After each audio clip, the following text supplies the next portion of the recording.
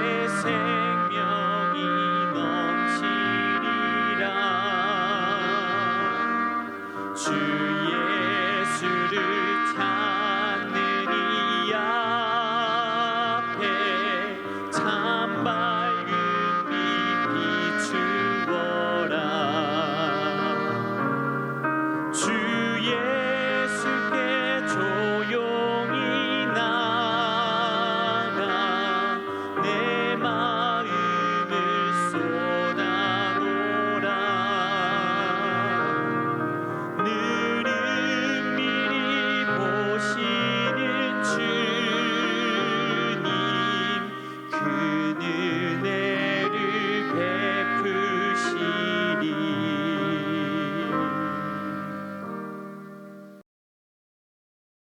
샬롬, 귀한 하루를 말씀 묵상과 기도로 시작하는 우리 귀한 식구들에게 하나님 우리 아버지와 주 예수 그리스도로부터 은혜와 평강이 풍성하기를 축복합니다. 오늘 묵상하실 본문 말씀 히브리서 11장 29절 같이 읽겠습니다. 믿음으로 그들은 홍해를 육지같이 건넜으나 애굽 사람들은 이것을 시험하다가 빠져 죽었으며. 아멘. 우리가 하나님이 어떤 분이신지에 대한 고백, 이것은 신앙의 가장 핵심적인 본질이죠. 우리가 채택한 신앙 고백의 첫 번째 내용이 천지를 창조하신 하나님에 대한 것임도 그것을 잘 보여줍니다. 하나님은 원하시는 것은 무엇이든지 하실 수 있는 전능하신 분이십니다. 하나님은 피조물의 차원을 초월하신 분으로 시간과 공간의 제약 없이 존재하시죠. 그러므로 하나님을 믿는다는 말은 하나님께서 원하시는 것은 무엇이든지 하실 수 있는 전능하신 분, 완전하신 분이시다. 이것을 인정하고 따른다는 의미이겠습니다. 우리가 기적이라는 말을 사용하는데 기적이라는 말은 한계가 분명한 우리에게, 불가능이 있는 우리에게는 존재하는 단어지만 제한이 없는 전능하신, 불가능함이 없는 하나님께는 사실 그 단어가 존재하지 않습니다. 그냥 하고자 하시는지 아닌지 그걸로만 구분이 되는 것이죠. 그러므로 믿음으로 살아가는 성도는 하나님께서 무엇을 하기를 원하시는지에 대해 집중하고 그 과정과 방법은 하나님께서 어떻게 하실지 기대하며 바라보면 되는 것이죠. 하나님께서 언제나 우리보다 앞서 계시니까, 또 먼저 가시니까, 그리고 하나님의 계획대로 하나님은 섭리하여 이루어 가시는 것이니까 그런 겁니다. 자, 애굽의 바로는 10번째 장자의 재앙 이후 이스라엘 백성들을 내보냈습니다. 그런데 사실 바로의 입장에서는 장자가 죽었으니까 이제 2판 4판 그래 이제 죽었으니 너희들도 죽어봐라 이랬어야 될 것 같은데, 자, 그 바로의 마음을 하나님이 주관하고 다스리셨죠. 그러니까 하나님의 뜻을 이루도록 바로는 하나님의 뜻대로 이스라엘 백성들을 내보내게 된 것입니다. 그런데 이내 후회합니다. 분노에 휩싸이죠. 그래서 세계 최강의 군대를 이끌고 그 뒤를 쫓아갔습니다. 이스라엘 백성들은 이제 도간에 든 쥐 같은 상황이 됐습니다. 뒤에는 세계 최강의 기갑 부대가 쫓아오고 있죠. 비무장 상태에 있습니다. 그런데 또 앞에는 홍해 바다가 가로막고 있는 겁니다. 이거 참 난감하죠. 이 상황에서 이스라엘 백성들 당연히 두려움과 공포에 휩싸여서 막 원망을 쏟아냈습니다. 출애굽기 14장 10절부터 읽어보죠. 바로가 가까이 올 때에 이스라엘 자손이 눈을 들어본즉 애굽 사람들이 자기들 뒤에 이른지라. 이스라엘 자손이 심히 두려워하여 여호와께 부르짖고 그들이 또 모세에게 이르되 애굽에 매장지가 없어서 당신이 우리를 이끌어내어 이 광야에서 죽게 하느냐? 어찌하여 당신이 우리를 애굽에서 이끌어내어 우리에게 이같이 하느냐? 우리가 애굽에서 당신에게 이른 말이 이것이 아니냐? 이르기를 우리를 내버려두라. 우리가 애굽 사람을 섬길 것이라 하지 아니하더냐? 애굽 사람을 섬기는 것이 광야에서 죽는 것보다 낫겠노라. 아멘. 이렇게 두려움에 휩싸여 있는 수준이에요.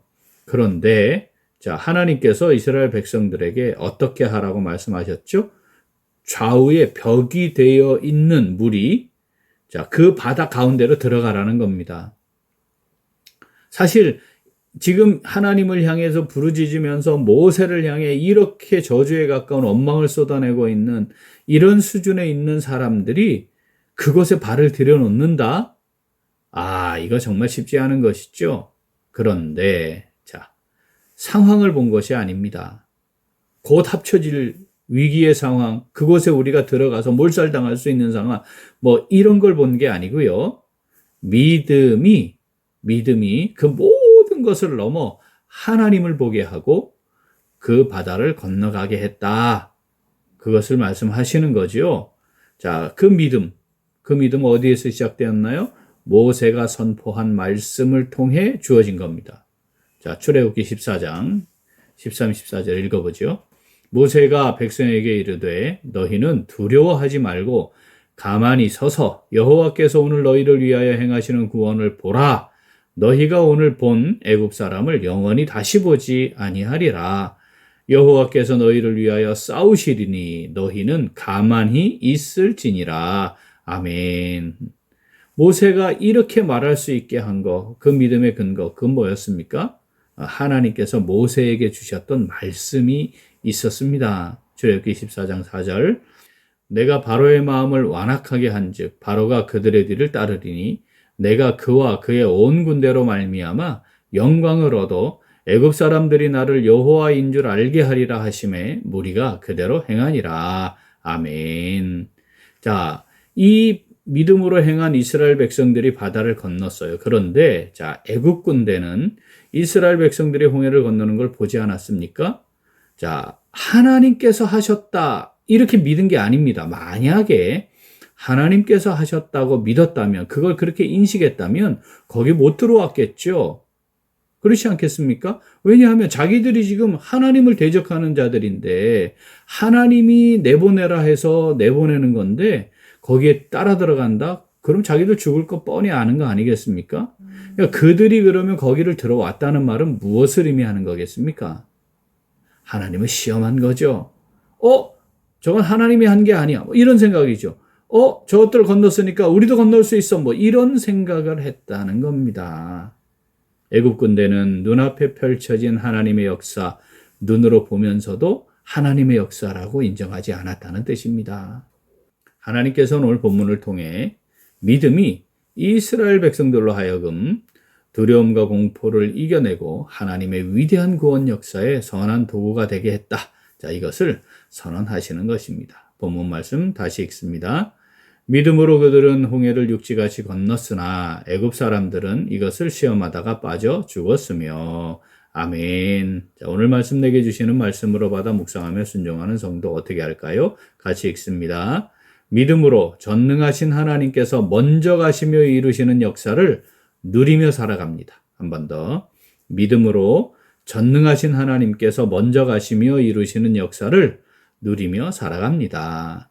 자, 앞에는 홍해가 있고 뒤에는 애굽의 군대가 뒤쫓아오는 상황에서 느꼈을 이스라엘 백성들의 두려움과 공포, 사실 참 우리 상상하기 쉽지 않습니다. 노예 생활하다가 겨우 탈출한 겁니다. 전쟁이나 싸움 상상할 수도 없는 그런 사람들입니다.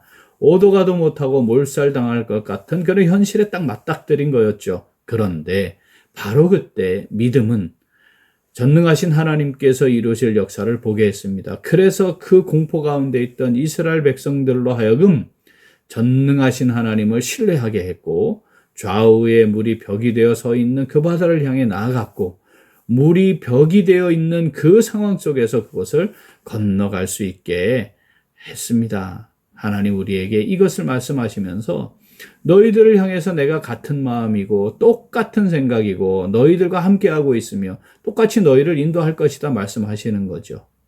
이사야 43장 1절 2절 읽어봅니다.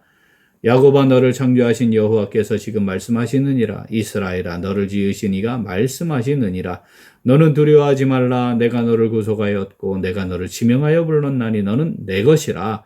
내가 물 가운데로 지날 때 내가 너와 함께 할 것이라. 강을 건널 때 물이 너를 침몰하지 못할 것이며 내가 불 가운데로 지날 때 타지도 아니할 것이요 불꽃이 너를 사르지도 못하리니. 아멘. 사랑하는 우리 귀한 식구들, 우리의 삶이 다양한 여정에서 그렇게 바다를 건너가는 것 같은 상황에 놓일 수도 있습니다. 정말 괴롭고 힘들 때가 있을 겁니다. 불 가운데로 지나가야 하는 것처럼 느껴질 때도 있을 겁니다. 오늘 말씀 새깁시다.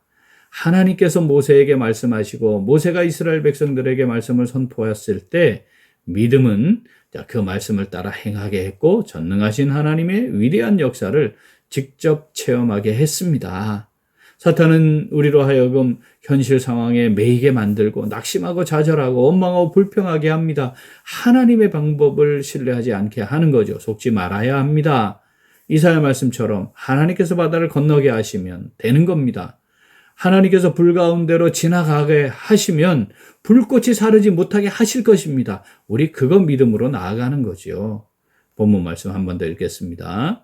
믿음으로 그들은 홍해를 육지같이 건넜으나 애굽 사람들은 이것을 시험하다가 빠져 죽었으며 아멘. 전능하신 하나님께서 먼저 가시며 역사를 이루어 가심을 믿고 담대히 나아가 우리를 통해 일하시는 하나님의 위대한 역사를 누리며 살아가는 오늘 그리고 우리 매일매일의 삶이 될 수 있기를 간절히 소원합니다. 아멘.